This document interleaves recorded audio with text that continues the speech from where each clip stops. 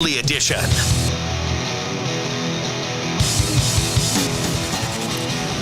Good to have you along for the ride this Monday, September 25th, 2023.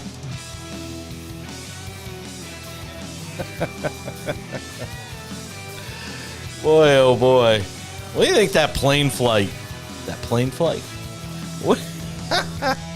Let me just start over.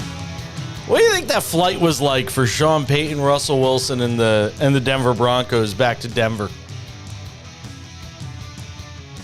I'd love to be a fly on the wall in that flight. Does anybody say a single word? Boy, there's a couple of really bad NFL teams right now. Couple of really bad teams. We'll get to that over the course of the next, roughly 60 minutes or however long we feel like going.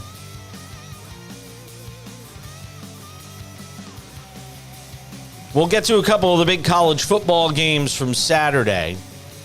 I think you know one of them I'll be talking about.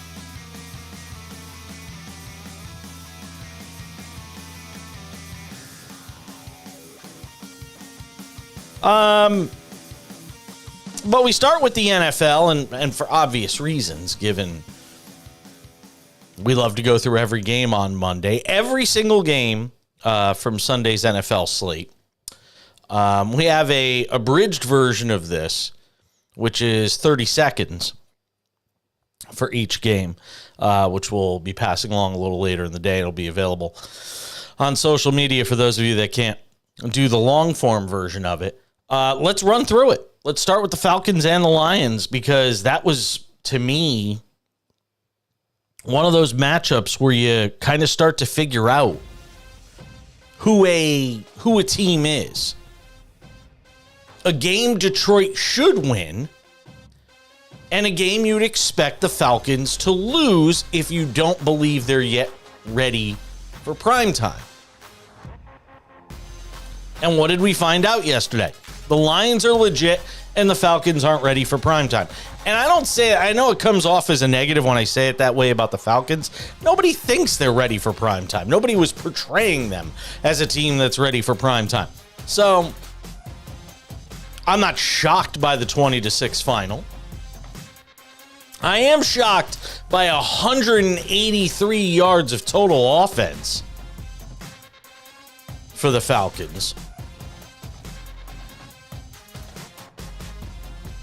And Desmond Ridder, look, and this is what teams are going to do now that they kind of know what the formula is with Algier and Bijan Robinson. They're going to say, all right, we're going to stuff the box. We're going to force Desmond Ridder to beat us with his arm. Yesterday, he couldn't. So that's what you got if you're the Falcons. They're a good defensive team. And they'll stay in games, and I think they'll be in the mix as far as that NFC South is concerned, because it's a bad division. But nothing I saw yesterday out of Detroit and Atlanta surprised me in the least bit. We know Detroit's a good football team. I know it sounds weird to say. I'm buying in. But Detroit's a good football team. Jared Goff had a nice day. Both teams are 2-1, but as we know, not all records are created equal. You could look at these two teams on paper and say, wow, they're both 2-1, Paige. But they're not both 2-1. You are what your record says you are. Okay, I give you a team to take for the rest of the year, Atlanta or Detroit. Who are you taking? Exactly. Chargers in Minnesota to take on the Vikings. Somebody had to get their first win, right? Someone winds up being the Chargers 28-24. Look, I love Justin Herbert, but the reality is this. This team will not win anything as long as Brandon Staley is the head coach. Period. Full stop. He made one of the worst calls. I don't care what it says on paper and analytics and all this garbage. By the percentages, it was the right move.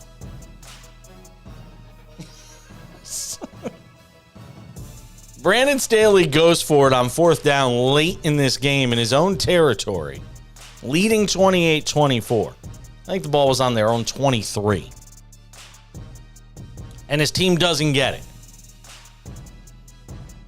And by the way, they couldn't run the football all day. And what do you do on fourth and short? You run the football.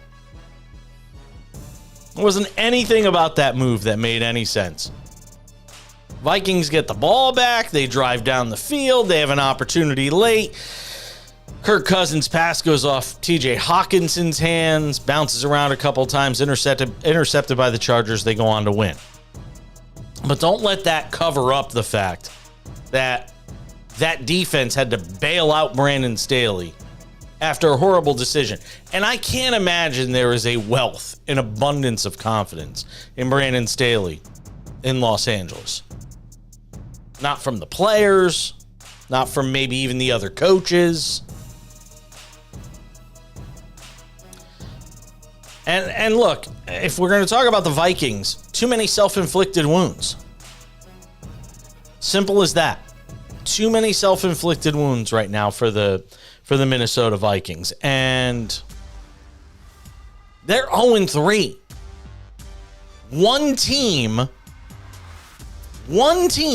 out of the last 100 in this new divisional alignment, one team has made it from 0-3 to the playoffs. So you know where the Vikings are right now. And if that's the case, you've got the trade deadline a month away. Are you really hanging on to Kirk Cousins? Now he's got a no trade. Fine. See if he wants to waive it. I know a team in New York, New Jersey, that would be happy to take on Kirk Cousins for the rest of the year. Do it as a rental. Get something for him if you're the Vikings. Tank for Caleb Williams. He'd look good in purple. Imagine Caleb Williams throwing to Justin Jefferson next year. Oh. Where do I sign? Green Bay was down 17-0 to start the fourth quarter on Sunday in their home opener against the Saints. They looked listless. Derek Carr goes down with an injury in this game. We'll get to that in a minute. Green Bay rallies with 18 in the fourth, a stirring comeback. They win 18-17. Both teams 2-1. Derek Carr injures his shoulder in this game. We'll await word on the severity of said injury, but it didn't look good. Although last night, Mike Florio seemed to indicate that the early reporting on it is that it wasn't that bad. They avoided serious injury, is what it sounds like. Jordan Love's building some nice chemistry with these young receivers. Something Aaron Rodgers couldn't really be bothered to do. Jordan Love throws for 259 and a score. Blake Group, I am Group, misses a 46-yard field goal. Would have won this game in the final minute. It's a good win, though, for the Packers. And Jordan Love continues to grow. He did some things with his legs yesterday, too. I mentioned the 259 and a score. How many did he run it for? Usually I have these notes in front of me, but I forgot to look at how much Jordan Love ran it for. Let's see. Love ran it for yesterday, 39 and a touchdown. Ran for a touchdown, threw for a touchdown. So, good day for Jordan Love. Texans looking for their first win in Jacksonville. And would you believe it? They got it. And it wasn't even close. Again, this is one of those head scratchers when it comes to Jacksonville. They had these moments last year. They had a stretch in the middle of the season where they were dreadful. They came on hard at the end of the year to make the playoffs. Houston tears apart the Jags 37-17. Dominated in all facets of the game. CJ Stroud, D'Amico Ryans both get their first wins. But Jacksonville does this. Trevor Lawrence does this. Have these moments where they just leave you scratching your head. But if, again, go look at Sunday in the NFL. A few teams had these moments.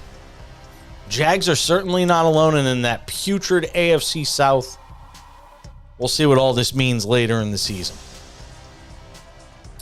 All right, it was the game everybody was talking about on Sunday for just how bad it got.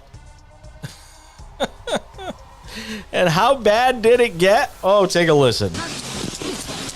Barrios in motion. They pitch to A-Chain. Off the left side. 40, 50. He's gone. 30. Nobody's going to catch the A-Chain. Touchdown, Miami. WBGG-FM. Dolphins radio. It was as bad as it can get. They didn't say the score. It was 69-20 at that point, 70-20 after the extra point. And it could have been worse. I mean, basically the Dolphins, they might have all just gone like running clock like they do in high school late in this game. It was so bad. Look, Denver's an embarrassment. I mean, we can run through the stats, but if I give you a score of 70-20, you kind of know there's going to be some gaudy numbers. Tua, 23 of 26, 309, 4 touchdowns. Devon A-Chain, 18 carries, 203 yards, 2 touchdowns. Tyreek Hill, 9 catches, 157. Do I need to go any further? How about 726 yards of total offense? 726 for the Dolphins in this game. Here's what's crazy. Sports are all about numbers, and we get into it. It's just kind of weird. An anomaly, I guess. The Broncos' total yards, 363. The Dolphins, 726. Exactly double the amount. Just one of those weird statistical anomalies that you'll see sometimes in a box score that catches your attention. Dolphins are 3-0. They're the class of the AFC East. I keep telling y'all, Dolphins are the team to beat in that division. They might be the team to beat in the NFL. I mean, look, their defense isn't stellar. It's good. When an offense this good, I mean, they just have so many ways they can beat you. Mostert last week, A-Chain this week, Tyreek Hill. They didn't even have Jalen Waddle. And look, just for a moment, let's talk about the Broncos, who are 0-3. As bad as it gets. I said there's a couple of really bad teams in football right now. The Broncos are one of those teams. This is an inescapable truth. They're 0-3. You just got embarrassed on the road. And look, Sean Payton's going to be under the microscope. When you go on the record and say what he said about Nathaniel Hackett, worst coaching staff ever, worst coaching job ever, whatever you want to say, and then you're 0-3 and you just had a 70 burger hung up on you.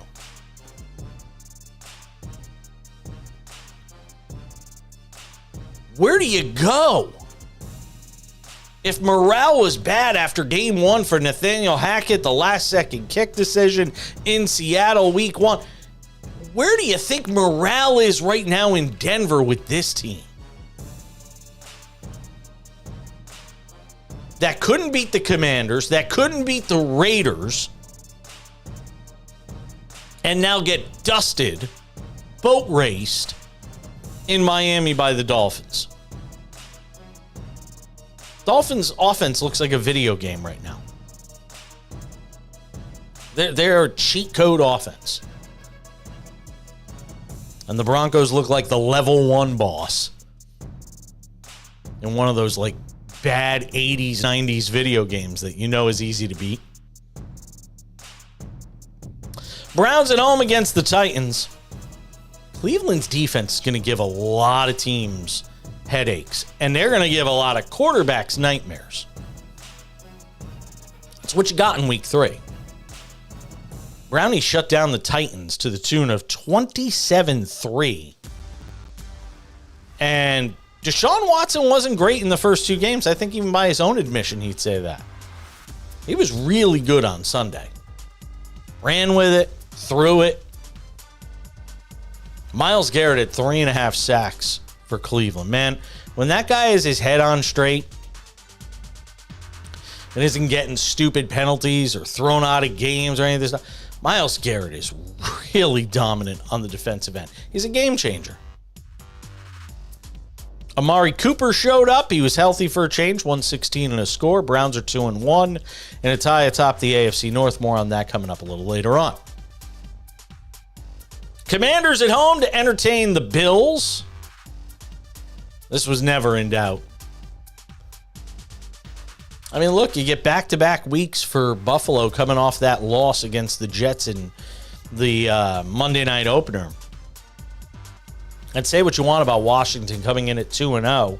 We kind of knew they were a paper champion, so to speak. Bills ran on all cylinders, 37-3. 4 turnovers for the Commanders. You just can't win. Josh Allen, 218 and a score, runs for another. Bills doing what you're supposed to do. Beat the teams that you're better than. The teams you're demonstrably better than. Again, there's no gimmies in this league. We found this out on Sunday. There were 4 different 7.5-point underdogs in the NFL on Sunday, and 3 of them won. No gimmies in this league. But the Bills made it look like one in week 3.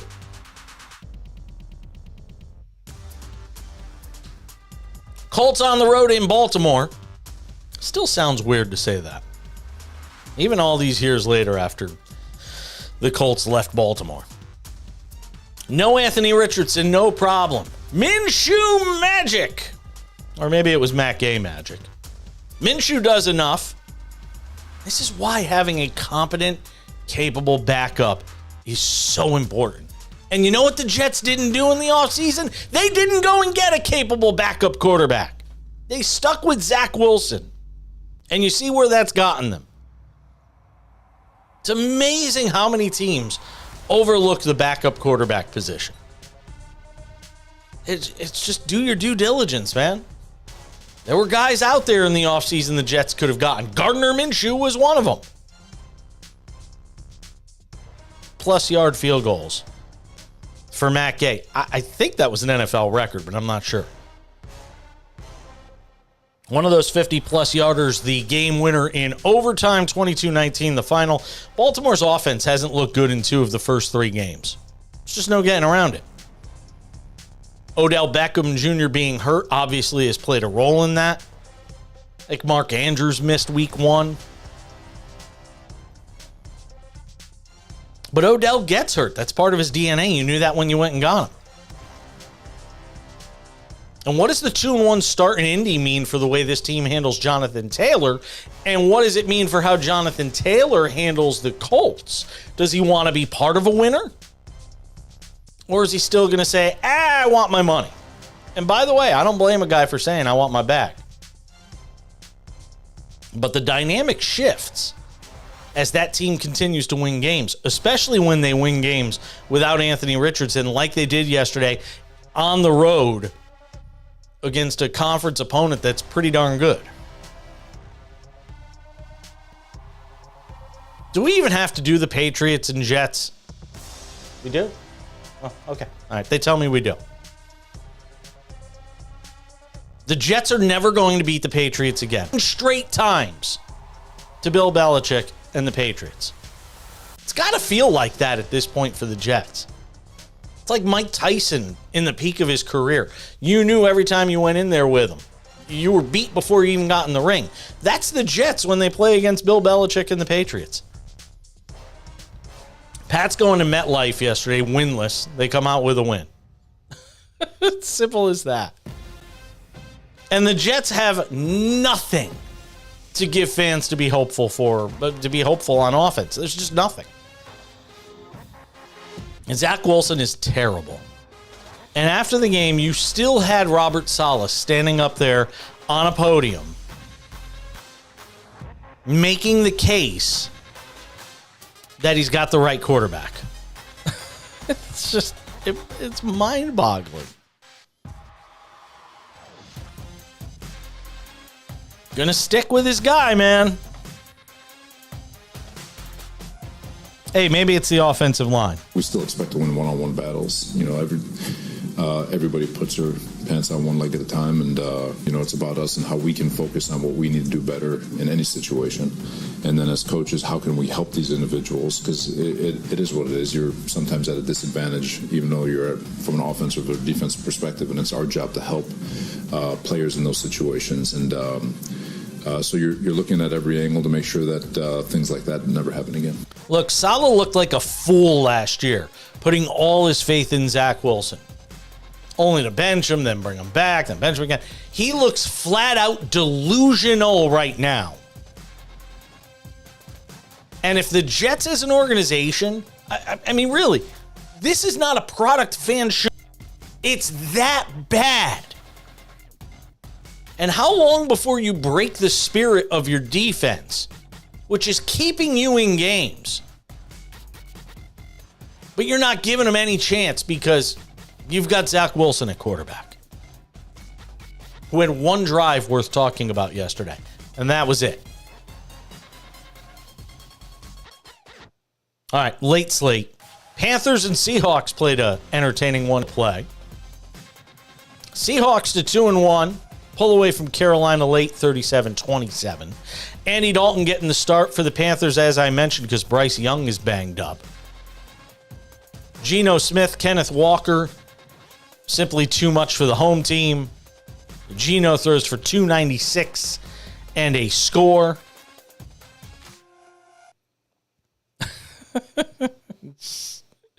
And the final score, as I said, 37-27. Remember when the Jets had Geno Smith, by the way? Just thought I'd bring that up. Remember? Jets had Geno Smith. On second down and goal now from the 5. Play fake. Geno's going to throw back in the end zone. Reaching up. Making the catch. Is it a touchdown?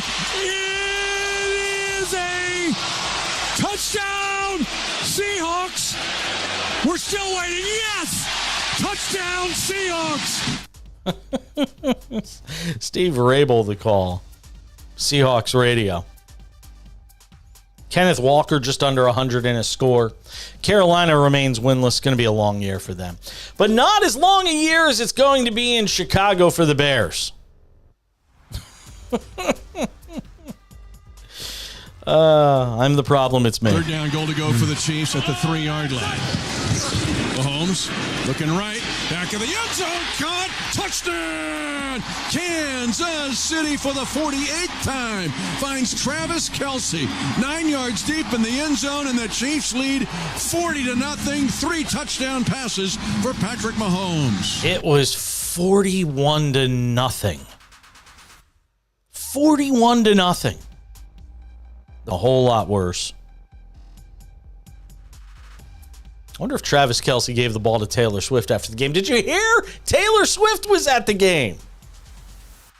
Maybe there's a thing going on there after all. She was in a luxury suite with Kelce's mom. He's already introducing her to his mom. Because why not? Maybe they're a thing. What is a thing? I don't know. Bears are the worst team in football. Period. Even worse than the Broncos, which are a clown car right now. Last but certainly not least, before we get to Sunday Night Football, one of the bigger upsets of the day, Joshua Dobbs. They call him Joshua Hobbs. Joshua Dobbs, because that's what I had on the script. Cardinals pick up their first win of the season. They do so at home. And they do so against the Dallas Cowboys. Another one of those head scratchers on Sunday. I'd like to say I'm shocked, but nothing shocks me in the NFL anymore. 28-16. Have you listened to the last 5 minutes or so? Or maybe 20 minutes or so? It's hard to win in the NFL. And I know we're all going to go crazy over dissecting and over analyzing and panic Monday on how the Cowboys could lose this badly. But it's just hard to win in the NFL. These are professional football teams. We like to rag on teams we think aren't good. I am as guilty of this as anyone, so I'll take ownership. But all these teams have one thing in common. They're professional football players. Even as bad as a team like the Jets is. The Jets had the football with a possession yesterday to try and win this game against the Patriots. Dallas couldn't do anything in the red zone yesterday. Moved the ball well between the 20s. Offense got bogged down in the red zone. They became pass happy. Bump in the road for Dallas or something more? We'll wait and see. I just don't go crazy about one game, 2 games, even 3 games. It's a 17-game season. Now, if you're 0-3, that's a different story. Dallas is 2-1. All right, Steelers in Las Vegas, Sunday Night Football on the Vegas Strip. Some strange decision-making in this game. Steelers wind up winning at 23-18. They're 2-1. I think it's a bit of smoke and mirrors. Josh McDaniel deciding to kick a field goal just outside of the 2-minute warning with his team down 23-15. It was the wrong decision. And again, you've got too many coaches who are simply overthinking these situations. Brandon Staley yesterday. I think Matt LaFleur might have done it in the Packers game. It worked out for him, but it was still, he made one of these decisions where you're going, huh? Giving me that look like my dog gives me when I say, you want to go for a walk? And he just gives me a look. Down by 8, just over 2 minutes to go, 4th and 5 around the 10-yard line. Josh McDaniel says, we're going to kick it. Instead of going for it, if you don't get it, you have the team pinned back. You could still get the football again. Instead, he decides to kick a field goal, give the Steelers back the football with better field position. They being much more than a 500 team. Still not sold on Kenny Pickett. Jimmy Garoppolo was your usual Jimmy G in this game. Made some plays that impressed, made some decisions that had you scratching your head. We got Monday Night Football tonight, doubleheader style. Philadelphia and Tampa Bay. I am jacked up for that game. That's 7:15 p.m. Eastern, and then Rams and Bengals in Cincinnati. QB TBD for Cincinnati in that game. The lines as of right now on that game at the time we do the podcast, which is noon Eastern, Monday through Friday. The lines on those games, Tampa Bay plus 4.5. If you listen to the show on Friday, you will know this is one of my picks for the week. Bucks plus 4.5 at home against the Eagles. Rams and Bengals, it is Cincy minus 3, and that's because I don't know if the odds makers know what to do with it. I find it hard to believe we won't see Joe Burrow in this game. Calf injuries could be dangerous. But, I mean, look, the Bengals are staring 0-3 in the mirror here. And I find it hard to believe that this team would actually say, you know what, we're going to take a pass. We're going to play the long game here. Knowing what I told you earlier, that only one team out of the last 100,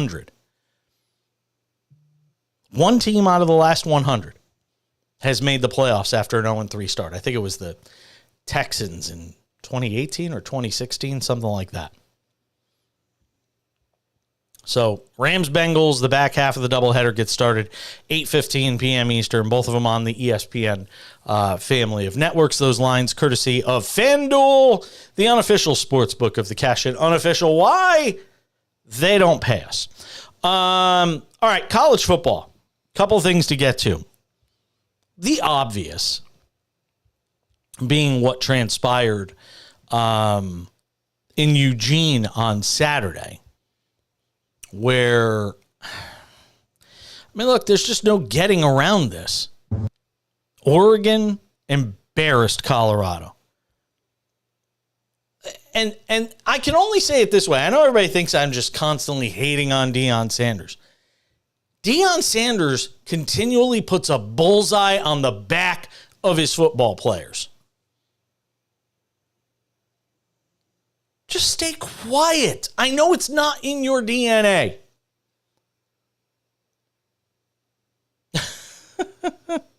What's the line in Shrek when he says, what you lack is the capacity to stay quiet? Deion just lacks the capacity to stay quiet. And I'm not talking about just speaking in general about your football team or talking about the X's and O's or breaking down the game or analysis or any of that. I'm talking about the extra stuff.